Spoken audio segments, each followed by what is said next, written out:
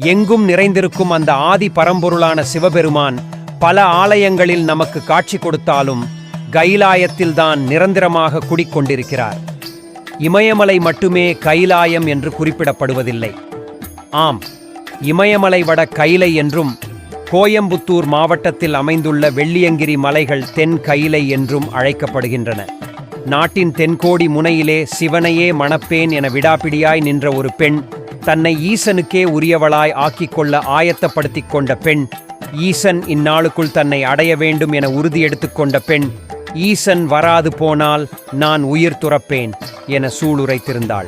இதனை அறிந்த சிவன் அவளை தேடி தென்னிந்தியா நோக்கி வர, இடையில் சதி செய்யப்பட்டு சில தூரத் தொலைவில் அவளை அடைய முடியாமல் போனார். அந்த பெண்ணும் நின்றபடியே உயிர் துறந்தாள். இன்று கூட அவள் கன்னியாகுமரியாய் நின்ற கோலத்தில் இருக்கிறாள். இதுவே இந்தியாவின் தென்கோடியில் கன்னிகோவிலாய் உயர்ந்து நிற்கிறது.